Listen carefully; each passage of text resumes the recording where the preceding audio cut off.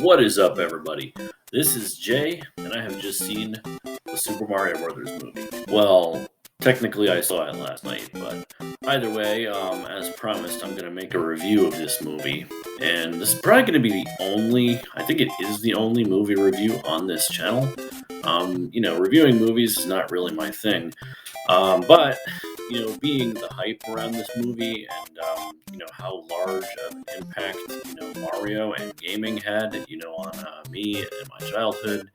And as you know, I'm a very big nostalgic. This channel does have a lot of themes relating to nostalgia. I felt that it was appropriate to review this movie. And to be honest, I don't even know if I have the words to review this movie.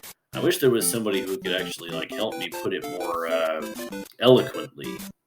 Oh, you're looking for an eloquent speaker? Well, look no further, Jay. I'm here to assist. Happy to help, my friend. No, that's all right, Ben. I don't think that's a great idea. Aw, Ben. He's a little scamp, that one. You gotta watch out for him. Anyway, the Super Mario Brothers movie. Now, I'm not going to be showing much footage from the actual movie because, Nintendo and copyright. And plus, I really don't want to do spoilers. But that being said, at this point in the video, no promises, right? So again, if you don't want spoilers, this is your warning right here. Stop watching right now because there will definitely be spoilers. So see the movie first and maybe come back to this review. But yeah, just wanted to give that little disclaimer. And let's move on with the review. All right, so let's get on with this review. And this is completely unscripted. This is just off the cuff because this is my raw reaction to this thing. So you might say, Jay, why are you doing a movie review? You don't normally do this kind of thing. So obviously, Mario was a super important part of my life growing up. Okay, I loved the Mario games, loved the shit out of those games. That being said, we know that there was a 1993 Super Mario Brothers movie starring John Leguizamo and Bob Hoskins, and for the most part, it was terrible. Pretty much, it was meme fodder. Not going to post it here, but just type in Super Mario Brothers movie 1993, and it's all over YouTube. You can get plenty of clips of it. And it's bad. It's one of those movies, kind of like The Room. You could say it's so bad it's good, but needless to say, it scared Nintendo away from the silver screen for a long time. This is actually I believe this is the first movie they've made using one of their IPs since that debacle in 1993. So we're literally talking about 30 years here. Now, this review, right? We got to look at this. I'm looking at it anyway through the lens of me as a 33-year-old adult now. But how would I have liked this, as a 9-year-old kid when I loved all things Mario? And you guys can see, in like the decorations in my apartment here in my other videos. I'm a big Mario fan, right? It's a great fun game that provides a challenge, doesn't really get old. I haven't really kept up with the games in recent years because you just have a lot going on. I think the last one I played was like Mario 3D World, and I don't want to say I played in like 2015 or something. So I'm not all up to date with the games or anything. But when I saw that there was a movie coming out and all the hype around it, and it looked like it was actually going to be good, I had to check it out. So a lot of people were skeptical of Chris Pratt as the voice of Mario, and they were like, "What? You wouldn't get Charles Martinet, to do the voice of Mario?" Well, I'll get to that, okay? But I will say Chris Pratt was not bad. I didn't know really what to expect, but it wasn't the Mario character per se that you're used to in the games. They actually gave him a little bit more of a personality. And that's not to say that Charles Martinet didn't, give him a personality in his voice acting, but they paid a very nice homage to Charles Martinet. And again, like I said, you're past the spoilers warning, so just going to put that out there. Charles Martinet does make cameo appearances in the movie because I think a lot of people would have been upset if there wasn't some type of tribute paid to him, and they did it very nicely. He made a couple of cameo appearances in the movie, so I think they got that absolutely right. All right, so Does this movie avenge the terrible 1993, debacle that was the Super Mario Brothers movie? Wholeheartedly, as a 33-year-old adult man, I say yes, it does. Um, and there's a lot of reasons to it. One, respect for the source material. Okay, they actually, I got to give them a lot of credit. Okay, when you see the opening credits, you're gonna see a lot of names from Nintendo. You're gonna see Shigeru Miyamoto had a hand in making this movie. Koji Kondo was involved, the great composer for Nintendo. There were a lot of his songs were covered, remixed, and put into this movie from all across the Mario universe. We're talking about from Mario 1, 2, and 3 in the 80s, Super Mario 64, Super Mario Galaxy, even Mario Kart. A bunch of those songs were in this movie, remastered, and sounded great. But there were also nods to Punch Out. There were for example, there's a scene where they are in a pizza shop, and it's called Punch Out Pizza, and there's a picture of Glass Joe on the wall, and there's a Jumpman Donkey Kong arcade in the background. So these are great nods to the 80s Nintendo culture and other Nintendo games at the time. Now, here's what's interesting, right? In the movie, before he discovers the Mushroom Kingdom, Mario starts out, and Mario and Luigi live in Brooklyn where they're plumbers. Now, this was never a thing in the games, right? Anybody who's played a Mario game knows there's never any mention of Brooklyn or Queens or any part of the real world in the Mario games. They're in the Mushroom Kingdom, but in this one, they start off in Brooklyn and Queens, which is a nice nod to the 1993 movie because in that movie they were plumbers from Brooklyn.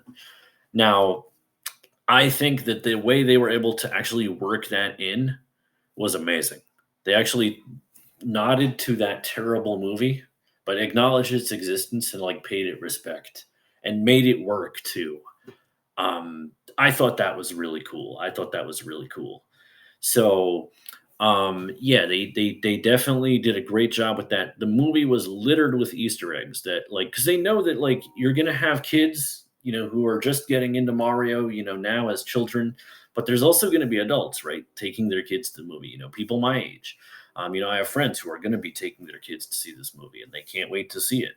But there's a lot of Easter eggs that those of us adults who grew up playing Mario will like and appreciate, like I mentioned with the Punch Out. And I'm not going to spoil them all for you, but there's a lot of Easter eggs in this movie, musically, in the background. Just lots of things that if you're an adult who grew up playing Nintendo as a kid, you'll definitely get a kick out of. So I thought that was great that they were able to make it appeal to both children and adults in that regard. All right, let's talk about the story, right? Let me ask you something. You ever played a Mario game for its story? No, right? It's pretty simple. Bowser steals the princess, Mario rescues the princess. We play it for the gameplay because it's fun and challenging gameplay. And when it comes to video games, right? Mario is pretty much the first thing that when you think of the word video game, Mario probably is the first thing that comes to mind, right? I would actually say it's probably the biggest video game franchise to ever exist, even though that's actually not true because that's Pokemon. Pokemon has earned the most money of any video game ever. It's crazy. But Mario, I would argue, is probably more well known than Mickey Mouse at this point. So, point being, right, is that they have this huge, huge, huge franchise, and it's a simple story. Mario rescues the princess.